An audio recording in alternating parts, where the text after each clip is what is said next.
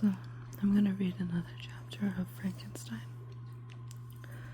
I can't remember what chapter it is. Okay, chapter 3. Where is it? Okay. When I had attained the age of 17, my parents resolved that I should become a student at the University of Ingolstadt. I had hitherto attended the schools of Geneva, but my father thought it necessary for the completion of my education that I should be made acquainted with other customs than those of my native country. My departure was therefore fixed at an early date, but before the day resolved upon could arrive, the first misfortune of my life occurred, an omen, as it were, of my future misery. Elizabeth had caught the scarlet fever.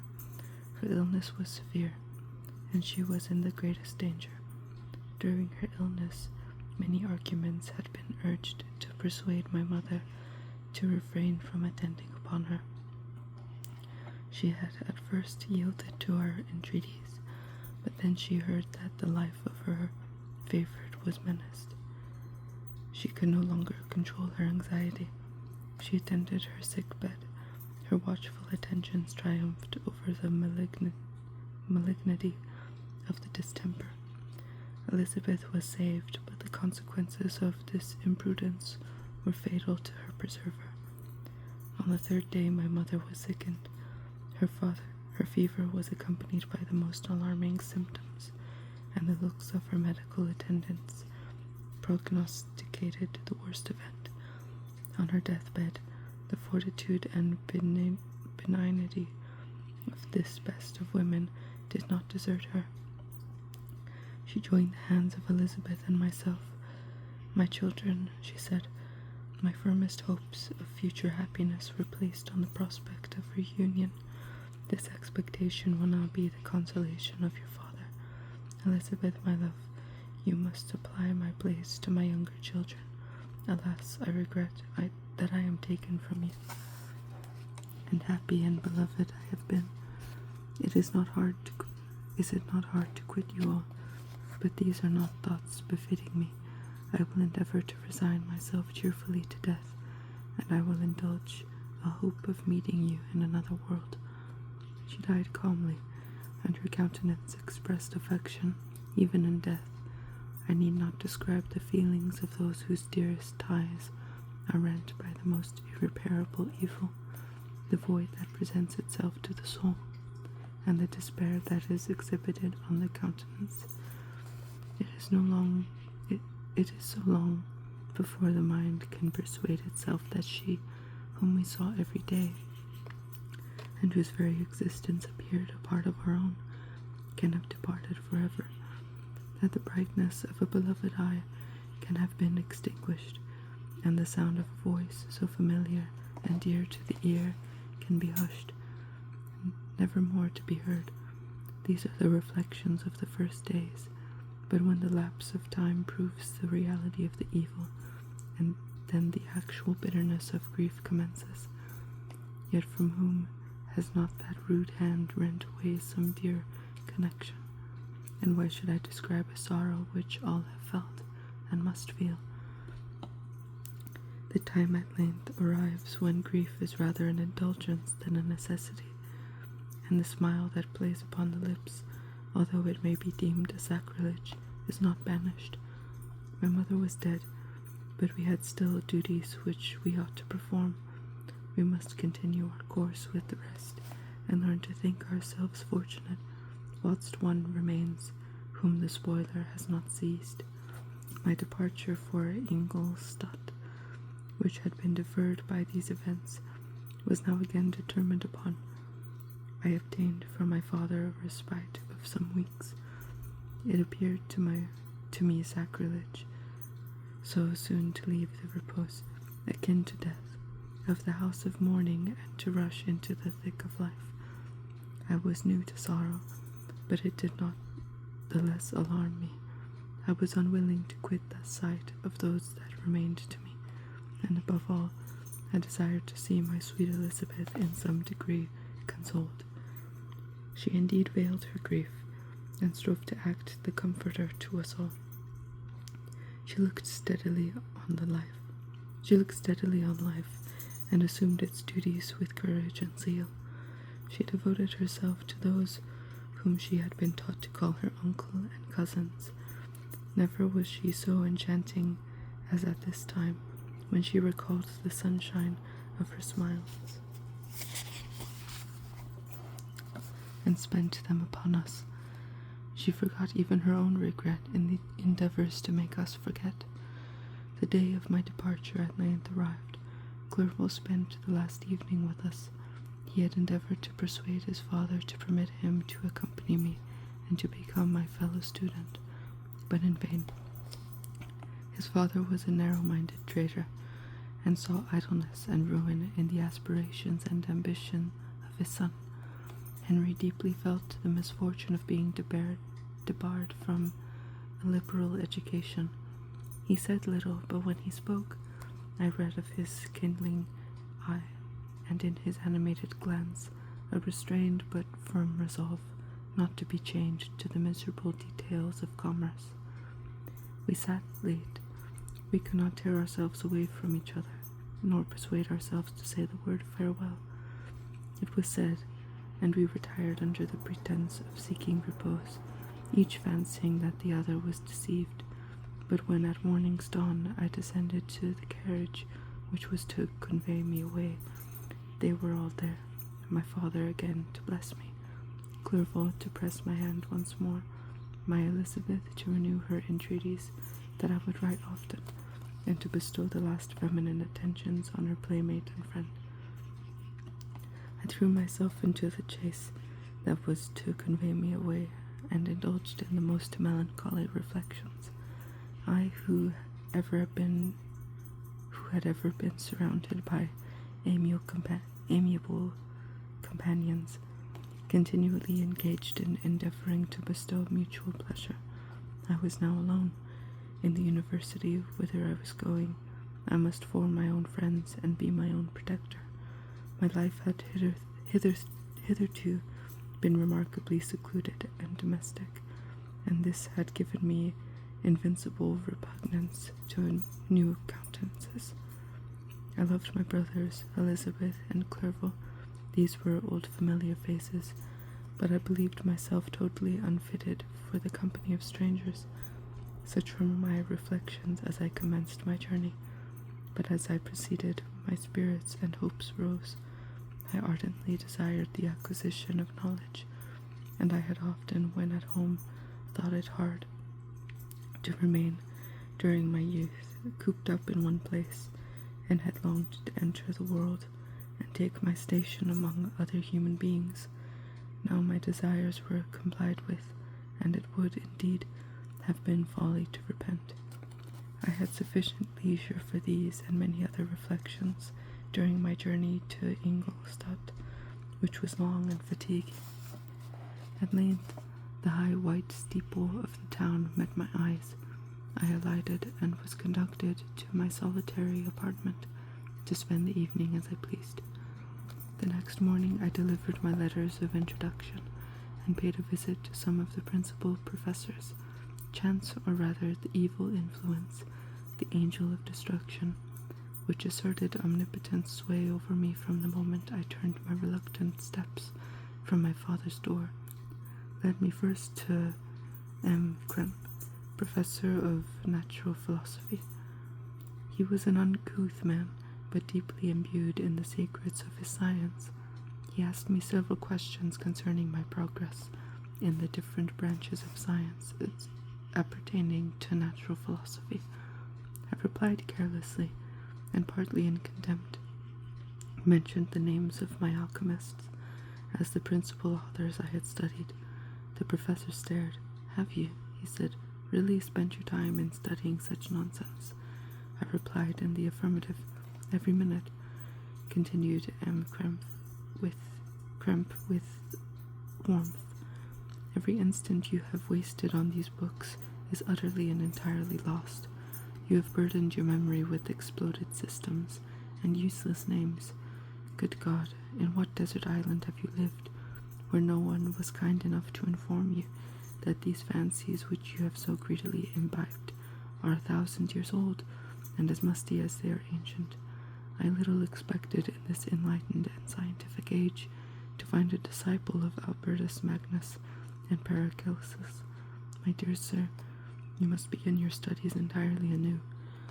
So saying, he stepped aside and wrote down a list of several books treating of natural philosophy, which he desired me to procure, and dismissed me after mentioning that in the beginning of the following week he intended to commence a course of lectures upon natural philosophy in its general relations, and that M. Waldman, a fellow professor, would lecture upon chemistry of alternate days that he omitted.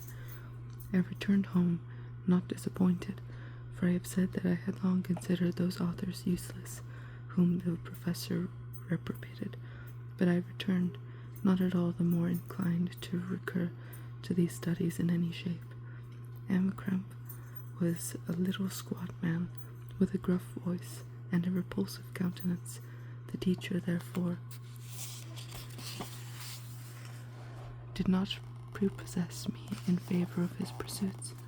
In rather a too philosophical and connected strain, perhaps, I have given an account of the conclusions I have come to concerning them in my early years. As a child, I had not been content with the results promised by the modern professors of natural science, with the confusion of ideas only to be accounted for by my extreme youth and my want of a guide on such matters. I had retrod the steps of knowledge along the paths of time, and exchanged the discoveries of recent inquirers for the dreams of forgotten alchemists. Besides, I had a contempt for the uses of modern natural philosophy. It was very different when the masters of the science sought immortality and power. Such views, although futile, were grand, and now the scene was changed. The ambition of the inquirer seemed to limit itself to the annihilation of those visions on which my interest in science was chiefly founded. I was required to exchange chimeras of boundless grandeur for realities of little worth. Such were my reflections during my first 2 or 3 days of my residence in Ingolstadt, which was chiefly spent in becoming acquainted with the localities and the principal residents in my new abode. But as the ensuing week commenced, I thought of the information which M. Kremp had given me concerning the lectures, and although I could not consent to go and hear that little conceited fellow deliver sentences out of a pulpit, I recollected what he had said of M. Waldman, whom I had never seen, as he had hitherto been out of town, partly from curiosity and partly from idleness. I went into the lecturing room, which M. Waldman entered shortly after. His professor was very unlike his colleague. He appeared about 50 years of age, but with an aspect expressive of the greatest benevolence. A few grey hairs covered his temples, but those at the back of his head were nearly black. His person was short, but remarkably erect, and his voice the sweetest I had ever heard. He began his lecture by a recapitulation of the history of chemistry, and the various improvements made by different men of learning, pronouncing with fervour the names of the most distinguished discoverers. He then took a cursory view of the present state of science, and explained many of its elementary terms. After having made a few preparatory experiments, he concluded with a panegyric upon modern chemistry, the terms of which I shall never forget. "The ancient teachers of this science," said he, "promised impossibilities and performed nothing. The modern masters promise very little. They know that metals cannot be transmuted, and that the elixir of life is a chimera. But these philosophers, whose hands seem only made to dabble in dirt, and their eyes to pore over the microscope or crucible, have indeed performed miracles. They penetrate into the recesses of nature, and show how she works in her hiding places. They ascend into the heavens. They have discovered how the blood circulates and the nature of the air we breathe. They have acquired new and almost unlimited powers. They can command the thunders of heaven, mimic the earthquake, and even mock the invisible world with its own shadows. Such were the professor's words. Rather, let me say, such the words of the fate announced to destroy me. And he went on, I feel as if my soul were grappling with the palpable enemy.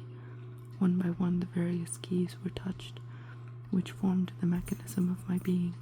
Chord after chord was sounded, and soon my mind was filled with one thought, one conception, one purpose.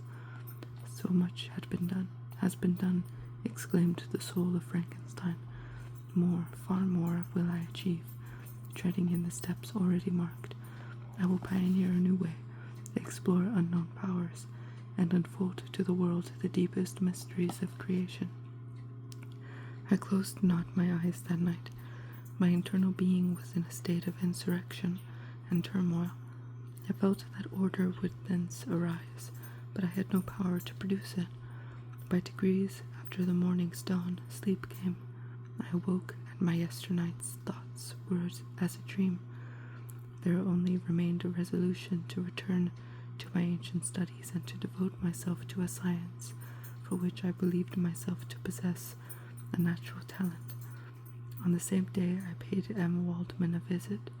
His manners in private were even more mild and attractive than in public, for there was a certain dignity in his mien during his lecture, which in his own house was replaced by the greatest affability and kindness. I gave him pretty nearly the same account of my former pursuits as I had given his fellow professor. He heard with attention the little narration concerning my studies and smiled at the names of Cornelius Agrippa and Paracelsus, but without the contempt that M. Krempe had exhibited. He said that these were men to whose indefatigable zeal modern philosophers were indebted for most of the foundations of their knowledge. They had left to us as an easier task to give new names and arrange in connected classifications the facts which they in a great degree had been the instruments of bringing to light. The labors of men of genius, however erroneously directed, scarcely ever fail in ultimately turning to the solid advantage of mankind.